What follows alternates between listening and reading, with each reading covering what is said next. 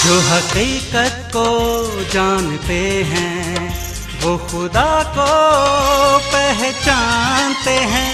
हकीकत खुदा है, हकीकत मसीह है, हकीकत पर चलना सही जिंदगी है। हकीकत हकीकत हकीकत हकीकत। हकीकत क्या है? अजीज नाजरीन, एक बार फिर से आपका खादिम ऐनुल हबीब आपकी खिदमत में आपका अपना प्रोग्राम हकीकत लेकर हाजिर हो रहा है। पिछले 2 एपिसोड्स में हमने देखा था कि किस तरह से खुदा पाक हज़रत इब्राहीम से बात करते आए, हज़रत इब्राहीम के साथ साथ चले, उनको उन जगहों पर ले जाने के लिए जहाँ पर खुदा उन्हें ले जा रहा था। ऐसे ऐसे मकामों से, ऐसे ऐसे दर्जों से हज़रत इब्राहीम को खुदा पाक लेकर गए, क्योंकि खुदा पाक का एक मंसूबा था हज़रत इब्राहीम के वास्ते, जो उन्हें खुदा ने बहुत पहले ही बता दिया था, ख्वाबों के ज़रिए और रोयों के ज़रिए। खुदा हमसे भी बात करता है और खुदा अक्सर ऐसी बातें करता है जो हमें लगती हैं कि ये नामुमकिन होंगी, लेकिन खुदा वो खुदा है, अपनी कुदरत के ज़ोर पर हर चीज़ को मुमकिन कर देता है। और यही चीज़ वो हज़रत इब्राहीम के साथ करता हुआ आया। किताब मुक़द्दस के हवाले से हम अब देखने जा रहे हैं कि किस तरह से खुदा पाक अपने उस वायदे को, वो मुआहदे जो उसने किए थे हज़रत इब्राहीम के साथ, उन्हें पूरा करेगा। तो चलते हैं हमारे अजीज़ मेहमानों से मिलने के वास्ते, और सबसे पहले मिलते हैं जनाब रफ़ीक साहब से। अस्सलाम वालेकुम। वालेकुम अस्सलाम। जनाब मंसूर भाई। अस्सलाम वालेकुम। वालेकुम अस्सलाम। जनाब असगर अली। अस्सलाम वालेकुम। जनाब विक्टर साहब। खुदा यीशु मसीह के नाम में आप सबको सलाम। दोस्तों, अब मेरा पहला सवाल है वो जनाब विक्टर साहब से। विक्टर साहब, हमने देखा पिछले 2 एपिसोड्स में किस तरह से खुदा पाक जो है हज़रत इब्राहीम को, चाहे हज़रत इब्राहीम से कुछ ख़ताएँ हो जाती थी, कहीं भूल चूक हो जाती थी, लेकिन खुदा पाक अपने वायदे पर अटल थे और अटल रहे। उस वायदे को पूरा करने के वास्ते खुदा पाक ने हज़रत इब्राहीम के साथ और क्या क्या किया? देखिए, बहुत अच्छी बातें पूछी आपने। जब लोग पैदाइश की किताब को पढ़ते हैं, और पिछली बार हमने देखा था कि खुदा ने जो वायदा किया हज़रत इब्राहीम के साथ, वो वायदा उन्होंने पूरा किया जी। और उसके बाद हम देखते हैं कि हज़रत इब्राहीम जो है फ़लस्तीन के देश में काफ़ी समय तक रहे। तो ऐसा लगता है कि बहुत सब कुछ अच्छा हुआ, शांति, चैन, आराम हो गया, और हज़रत इब्राहीम को ऐसा लग रहा होगा कि बस जो खुदा ने रोया दिखाई थी, जो खुदा ने मुझे विजन दिखाया था, जो दर्शन दिखाया था, सब कुछ अच्छा हो गया, आमीन। लेकिन अचानक क्या होता है पैदाइश की 22वें अध्याय में, तो यहाँ पर हम ये पढ़ते, इन बातों के बाद जो मैंने बताई, इन बातों के बाद यूँ हुआ कि खुदा ने अब्राहम को आजमाया और उसे कहा, आए अब्राहम। उसने कहा, मैं हाजिर हूँ। अब खुदावंद उससे ये कहते हैं कि तू अपने बेटे इसहाक को, जो तेरा इकलौता है, जिसे तू प्यार करता है, साथ लेकर मोरिया के मुल्क में जा और वहाँ से पहाड़ों में से एक पहाड़ पर, जो मैं तुझे बताऊंगा, सोख्तनी कुर्बानी के तौर पर चढ़ा। ओहो। हाँ, तो कितनी जी, बहुत समस्या वाली बात हो गई। घबराता, कोई भी घबरा जाए। अचानक, हाय खुदा, ये क्या हो गया, ये क्या कर दिया। तो यहाँ पर हम देखते हैं कि हज़रत इब्राहीम ने कुछ भी नहीं कहा, और जैसा खुदा ने कहा वैसा उन्होंने किया, और अपने बेटे को लेकर सोख्तनी कुर्बानी के लिए चल पड़े जी। और वहाँ पर खुदा ने एक मेढ़ा उनके लिए मुहैया किया, और वो अपने इस एग्ज़ाम में, अपनी परीक्षा में, अपनी आजमाइश में हज़रत इब्राहीम पास हो गए। जी, यहाँ पर सा दखल देना चाहूँगा। जी जी, फरमाएं। खुदामंद जब हमसे प्यार करता है और हमें कोई चीज़ देता है, तो वो हमें आजमाने के लिए हमसे हमारी सबसे प्यारी चीज़ मांगता है। इसीलिए खुदामंद ने यहाँ हज़रत इब्राहिम से उनकी सबसे प्यारी चीज़, जो उनका इकलौता बेटा हज़रत इसहाक थे, उनको मांगा जी।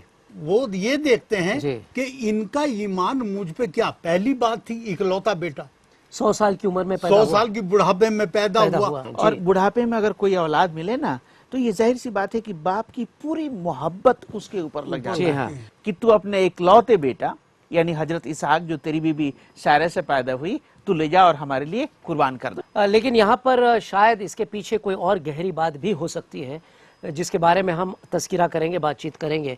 रफ़ीक साहब, आप कुछ फरमाना चाहते हैं इस कुर्बानी के बारे में? सोचिए कि हज़रत इब्राहीम के दिल और दिमाग पर क्या असर हुआ होगा उस वक्त जब खुदा ने फरमाया कि इब्राहीम, वक्त आ गया कि तू अपने इकलौते बेटे को कुर्बान कर दे। तो ये खुदा की और हजरत इब्राहिम की दोस्ती है जी। और जहाँ पे कसौटियाँ होती हैं, और ये कसौटी है, दोस्ती की एक मियार है ये। जब खुदा ने ये वाली बात कही तो उन्हें धक्का तो लगा, पर दोस्ती इतनी पक्की थी कि उन्होंने कहा हम कुछ भी कुर्बान कर सकते हैं आपके लिए। पर उनको ये मुआहदा याद है कि खुदा जो है वो सब कुछ करने में कादिर है। आप याद रखिए, जब 17 बाब की पहली आयत में खुदा ने कहा था तो ये कहा था मैं खुदा कादिर हूँ, इसका मतलब है मैं कुछ भी कर सकता हूँ। अगर वो कुर्बानी ले रहा है तो वो कुर्बानी को जिंदा भी कर सकता है। जी हाँ।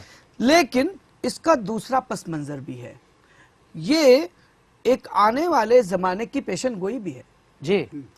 13 बाब की 8वीं आयत में मुकाशिफा में लिखा है वो मेमना जो बिना आलम के पेशतर ज़बा हुआ है। जी। और फिर 1 बाब की 38 आयत में यूहन्ना रसूल की इंजील में लिखा हुआ है जब हजरत मसीह आते हैं, ये हजरत मसीह की तस्वीर है या अक्स है। जी जी। खुदा ने जहां से ऐसी मोहब्बत करी, वो जिससे तू बहुत मोहब्बत करता तेरा इकलौता बेटा, उसे मोरिया पहाड़ पर ले जा। खुदावंद यीशु मसीह को 15 बार पर उनको कुर्बानी दी गई। तो ये एक तस्वीर है आने वाले जमाने की जो खुदा पेश करना चाहता है, पर नजीर क्या दोस्ती की दी गई है। लेकिन रफीक साहब, हमने यशाया की किताब में कुछ खास बातें देखी हैं जिसमें बहुत सारी नबूवतें की गई हैं जी। उसमें से एक नबूवत है, लोगों ने अक्सर पढ़ी है लेकिन लोग उस नबूवत को समझ नहीं पाए हैं। मैं आगे लेके जाऊंगा आपको इसमें। वहां पर बार बार कुर्बानी का जिक्र भी आता है, किसी को कुर्बान किया जाएगा, कुर्बान वो चुपचाप जाएगा और कुर्बान हो जाएगा। जी जी जी। जिस तरह से हजरत देखा जाए ना, जब हजरत इसहाक को ले जाया जा रहा था, हजरत इसहाक ने एक लफ्ज नहीं निकाला, उन्होंने सिर्फ इतना पूछा इनसे, हजरत इब्राहिम से, कि वो बर्रा कहाँ है। आग लकड़ी तो है, बर्रा आग है, लकड़ी है, लकड़ी बर्रा कहाँ है, सब कुछ है कि खुदा खुद मुहैया करेगा। तो मैंने आपसे एक बात कही कि ये तस्वीर है जी। अब इस तस्वीर को थोड़ा सा क्लियर करते हैं, साफ करते हैं, शफाफ करते हैं। जी जी। तो जब हम 53 बाब को पढ़ते हैं यशाया नबी की किताब का,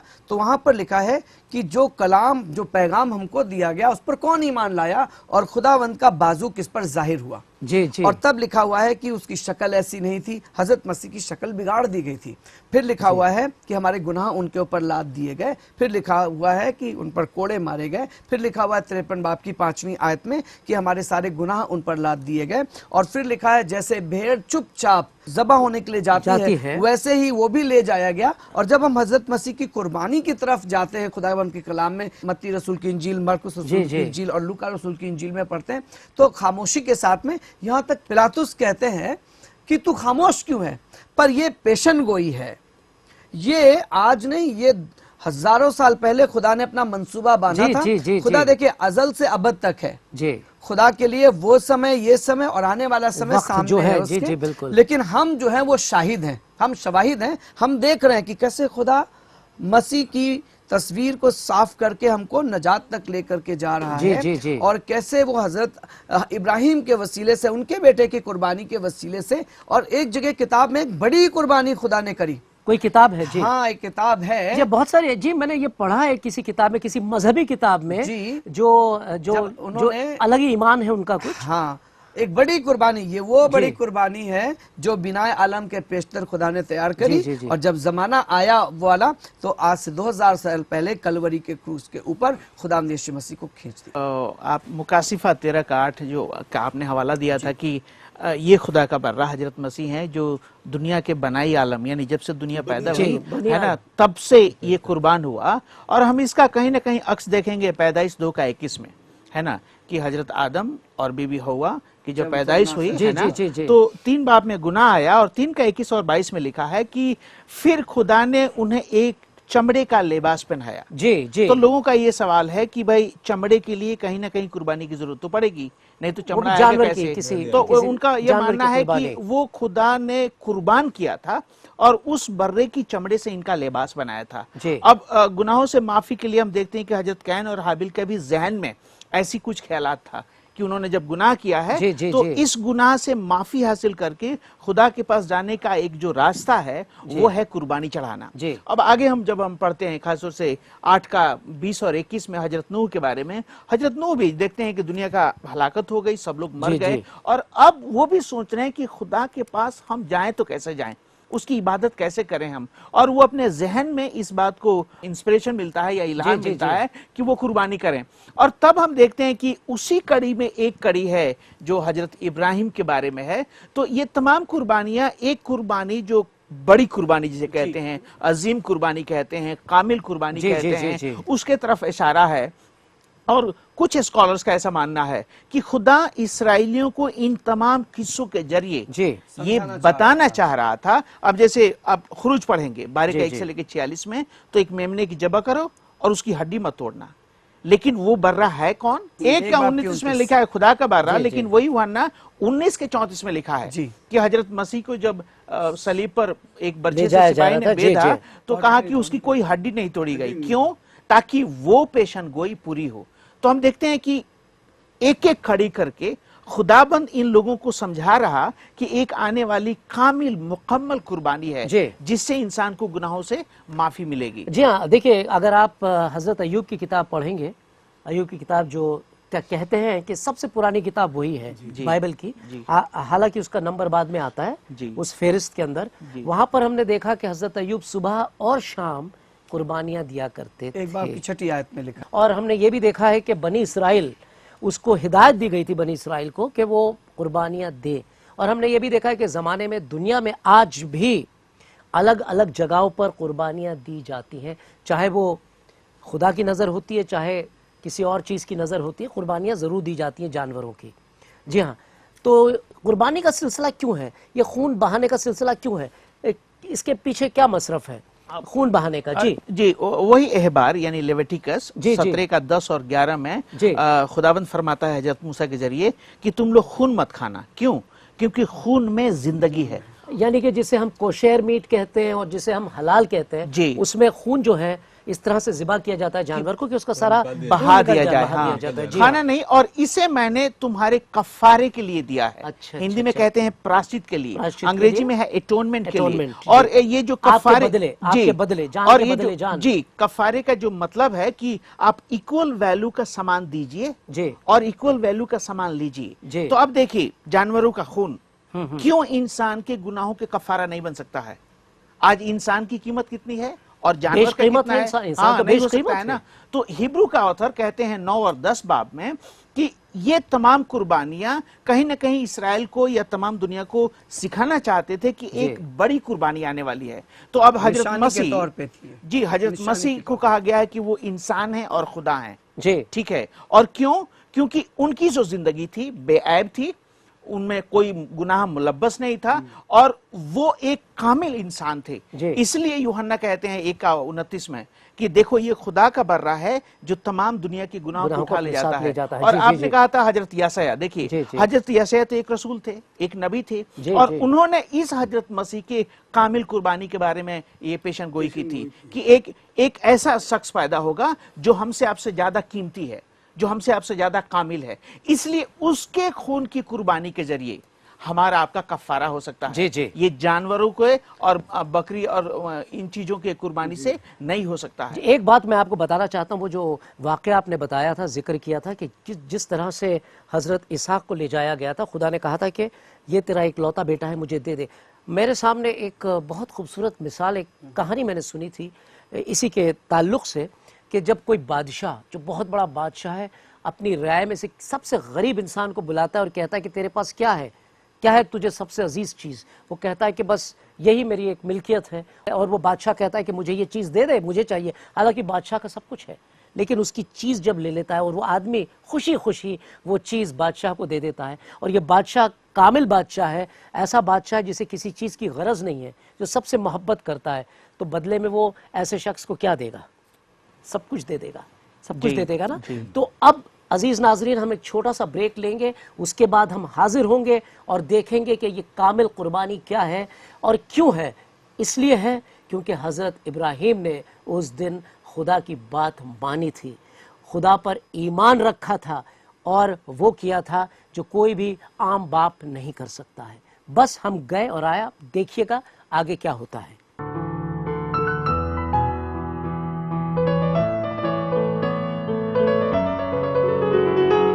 Education has the power to break the cycle of poverty.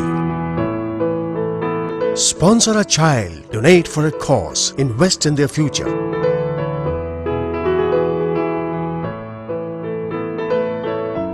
Sponsor a child. Let their future smile. You can make a difference.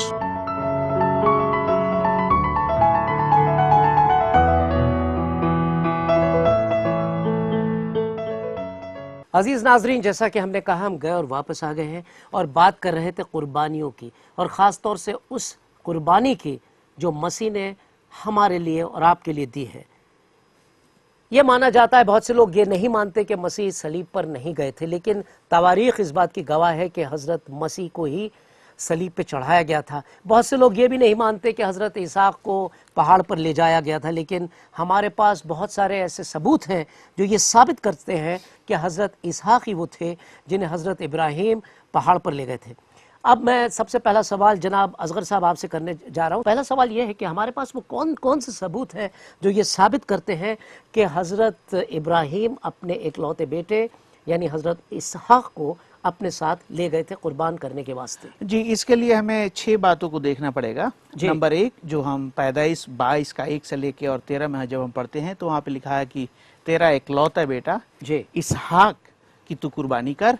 और दूसरी जो बात है, इसको कंफर्म करने के लिए जब डेड सी स्क्रॉल जो आज डिस्कवर हुआ है 1947 में, तो उसमें से एक स्क्रॉल है जो BC 250 में लिखा हुआ है जी, और वो पैदाइश का 22 का 1 से लेकर 13 में हवाला है कि पैदा होने से 250 साल पहले, 250 साल पहले जी, और उसमें लिखा है कि उन्होंने अपने बेटे इसहाक की कुर्बानी करने के लिए हिदायत मांगी थी, जैसे किताब मुकद्दस में है। अच्छा, मैं एक सवाल करता हूँ बीच में कि हजरत इस्माइल की क्यों नहीं मांगी, हालांकि हजरत इस्माइल तो बड़े बेटे थे?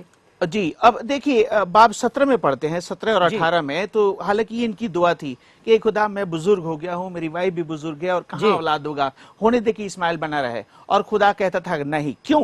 क्योंकि 17 के 1 में कह चुका है कि मैं कादिर मुतलक खुदा हूँ, और वो इस बात को साबित करना चाहता है कि मेरे सामने तेरी बुढ़ापे कोई मतलब नहीं रखता, मेरे सामने तुम्हारी कमजोरी कोई मतलब नहीं रखता है। और तब 18 में वो आके कहता है कि तेरी बीबी सारा से एक बेटा पैदा होगा। और 21 में फतेह साहब फरमा चुके हैं कि वो पूरा होता है ना, कि खुदा अपने वायदे को पूरा करता है। और एक दखल मैं और देना चाहूंगा, जब हमसे कोई वादा करता है तो हम उसे फौरन पूरा होने के लिए सोचने लगते हैं जी। हम उसके टाइम को नहीं जानते, हम अपने टाइम को देखते हैं। खुदा ने जो वादा किया, हजरत इब्राहिम उसी वक्त से आस लगा बैठे, लेकिन खुदा का अपना टाइम है उस वादे को पूरा करने के लिए। खुदा ने जब उसकी जरूरत महसूस की तब उस वादे को पूरा किया जी। ये एक सबूत है कि हमने किताब मुकद्दस को नहीं बदला है जी। तीसरी बात, जब हम देखते हैं नया अहदनामा, तो हिब्रू का जो लेटर है, हिब्रू का ऑथर 11 का 17 से लेके 20 में वहां पर लिखा है कि हजरत इब्राहिम को ईमान से ये मालूम था कि खुदा मुर्दों को जिंदा कर सकता है, और मिसाल के तौर से हजरत इसहाक मुर्दों में से जिंदा हो गए थे। तो नया नियम पुराने अहदनामे को कंफर्म करता है। चौथी बात, जब यहूदियों का एक जो कमेंट्री है पुराने अहदनामे का, टारगम ऑफ जोनाथन, और जो उनकी कमेंट्री है 270 AD से लेके और 270 तक कम से कम 7 बार इसको लोगों ने रिफर किया है कि वो कुर्बानी का जो मसला है, हाँ, जो हुक्म था वो हजरत इसहाक के लिए था। पांचवी बात कि अपोस्टलिक फादर्स यानी जो मसीही आलिम गुजरे हैं, तो AD 55 से लेके और 240 तक, यानी 55 ईस्वी से लेकर 55 ईस्वी से लेकर के जो नए नए मसीही लोग यहूदियों से आए थे वो, और कुछ ग्रीक जो अपोस्टलिक फादर जिसे कहते हैं, कई बार इन्होंने ये हवाला दिया है क्या कि वो कुर्बानी हजरत इसहाक के मुतालिक से हुक्म थी। तो नंबर 1 पुराना अहदनामा में लिखा है कि हजरत इसहाक है। नंबर 2 डेड सी स्क्रॉल में ये लिखा है कि वो हजरत इसहाक है। नंबर 3 ये नया अहदनामा का हिब्रू 11 का 17 से लेकर 20 में है कि वो हजरत इसहाक है।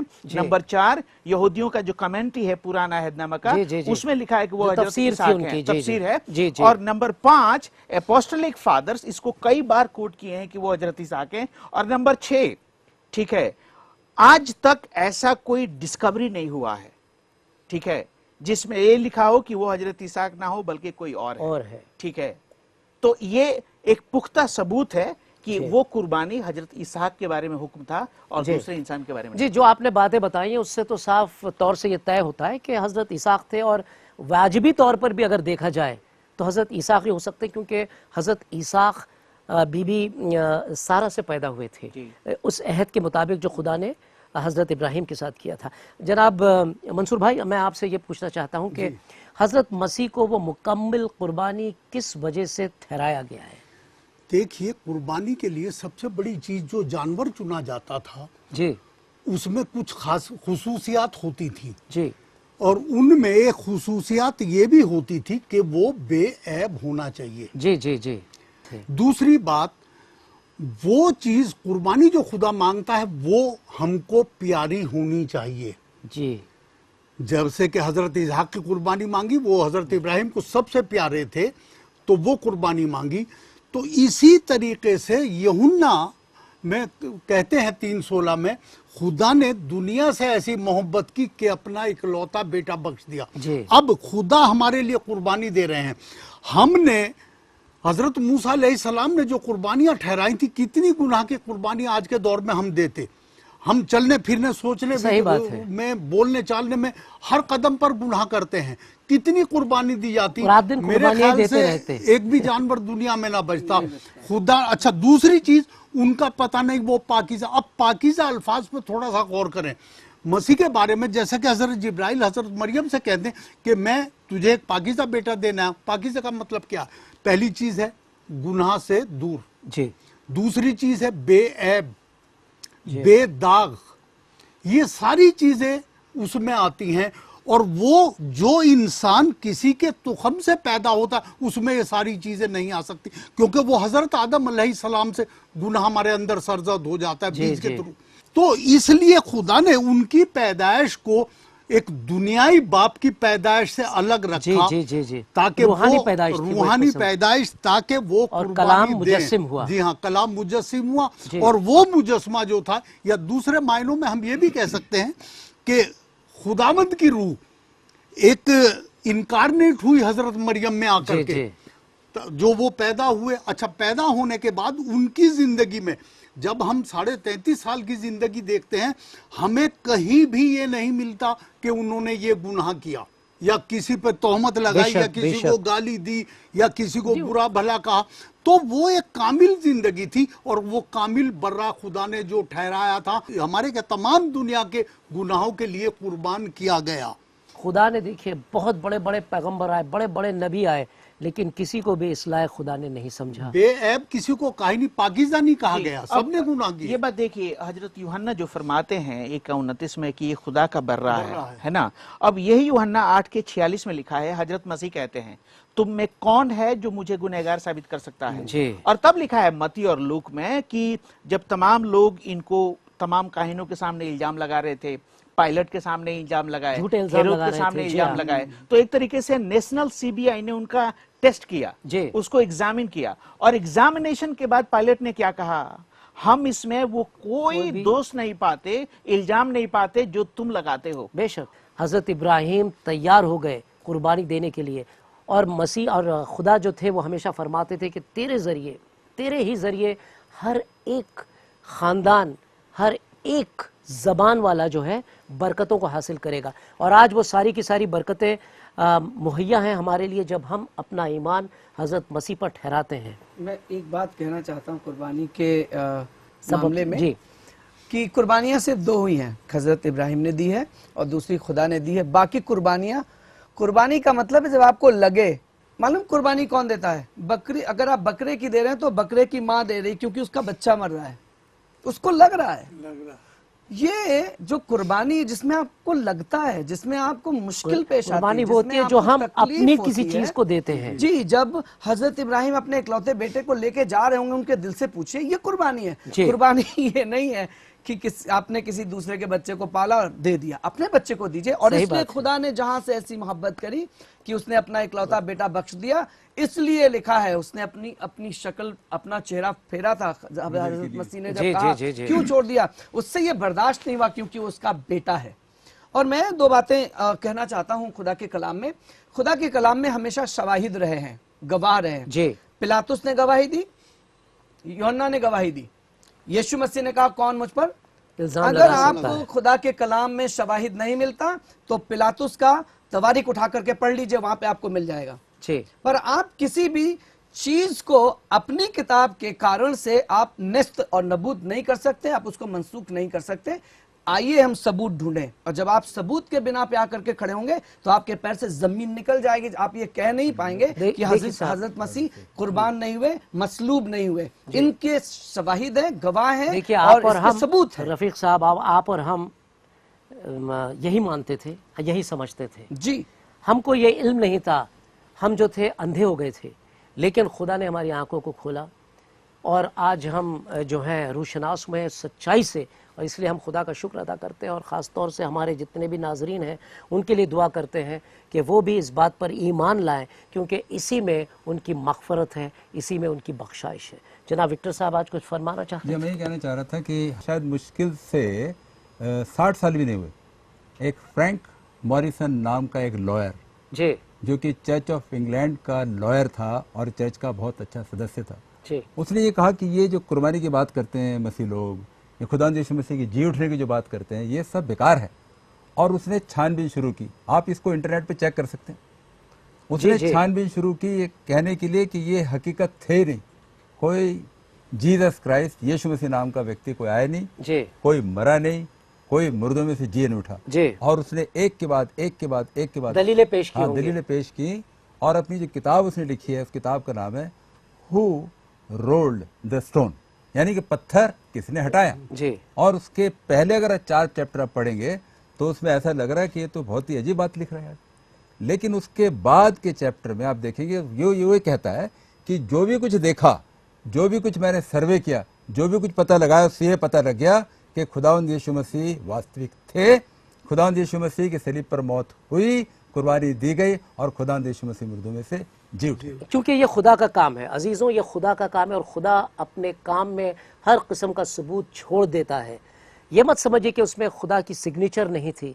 खुदा की हर बात में जो उसका खुदा का कलाम है, जिसे हम किताब मुक़द्दस कहते हैं, एक एक हुर्फ में खुदा की सिग्नेचर है।